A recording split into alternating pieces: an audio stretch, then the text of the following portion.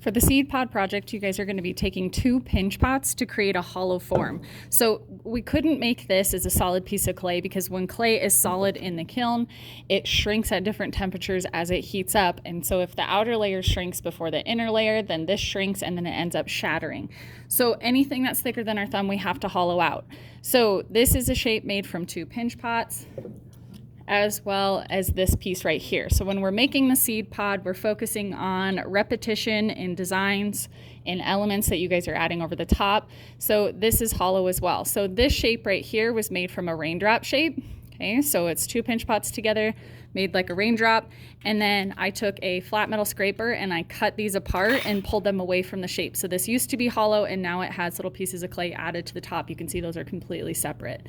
Okay, so you guys are going to be making a hollow form with 2 pinch pots. The big difference with these 2 pinch pots right here from what you guys have been making before is it can be lumpy, it can be bumpy. You want it relatively even for the thickness, but we just need to make sure that our 2 pinch pots are going to match up, so that way when we score and slip these together, they're ready to go. So don't forget to tap the tops. As far as thickness, just a little bit thinner than your finger, and you don't want any really thin walls on it, otherwise it's going to end up popping. So I need to score and slip these together, and I'm not going to review how to make a pinch pot. If you guys need to do that, go back and watch the videos. So I'm going to score and slip. You want to make sure that this seam is put together really well.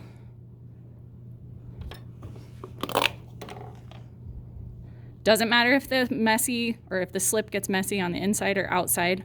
You'll have access to the inside of your pinch pots when you're thinning out the walls. Okay, and then I'm just going to twist these back and forth. You can use a paper cutter, it's fine. You're good. Miss Johnson's in here right now using paper cutter, so you might hear that. All right, so I want to wiggle these till they stick together. And then I'm going to get rid of the slip that comes out because our next step is to put a support coil in here. If you forget this step, you might pop your piece when you're shaping it. So a support coil is just about the width of your finger. Doesn't have to be perfect as well because we're going to be smashing it into the side. And then I just want to take my finger and make more of a curved dent than a little valley. Okay, and then I'm going to either take my finger and press it down to flatten out that valley. So we shouldn't have a bunch of slip on our fingers, otherwise your fingers will not grip onto the clay and it won't press those 2 layers together. If we were to lay the coil on the seam with skipping this step, you might end up trapping a bunch of air in that seam, and then you're going to have that pop in the kiln and come apart. And it doesn't matter which wall you pull from, you just want to flatten that out. I don't want to completely hide my seam yet because now I'm going to put my support coil over the top. Doesn't have to go all the way around first thing. You will go all the way around eventually. And then I'm just going to press it just like we did into the walls of our slab, both sides. Making sure I'm staying on my seam, so that makes my seam a little bit stronger. I'm missing about this much, so I just take another coil. I'm going to press that over the top. All right, so at this point, I should have a strong enough piece that I can smooth everything out. If you roll it on the table, make sure you do it on an area where there's no newspaper because you don't want to dry out the outside of this because then it's going to start cracking. So I use my hands first. There's a little bit of yellow paint on it from the paper, that's fine. But I use my hands first and then I'll use the flat metal scraper.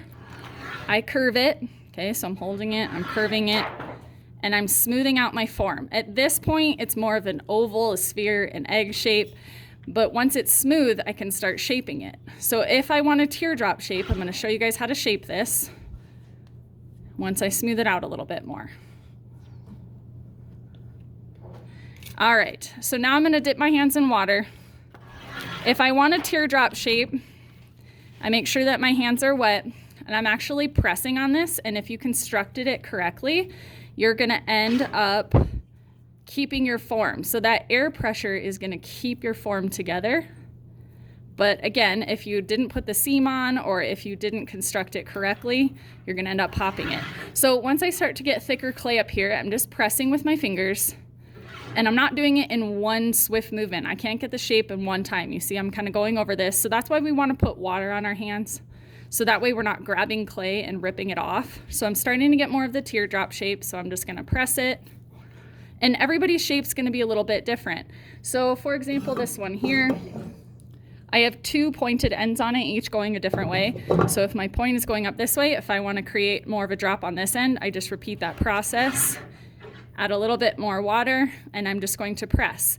Now, not everybody will have a point on yours. Everybody's shape is going to be a little bit different, but the point is, once you have that hollow form, you guys can shape it however you need before you start adding your surface decorations on. So I would continue that process until I have the shape that I need for the seed pod. And then I just want to show you guys a couple things. Surface texture wise, you may see some lines on examples that you guys want to use. So if I don't want to add a slab on, I can make it look like there's a slab going across my piece.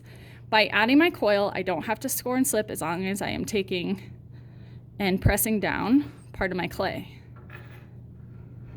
So I can make this look like it has a slab coming off of it without actually adding a slab onto it. And I would repeat that line because most of the seed pods that you guys are gonna see have repetitive shapes, and that's what makes them look natural and have a good design to them. So I could do this. If I am going to add small pieces of clay, a lot of you guys are gonna be adding little balls of clay. You don't need to score and slip, but you would wanna add slip to the surface and then place them down. Wiggle them, and then take a paintbrush, wipe off whatever you guys need to wipe off.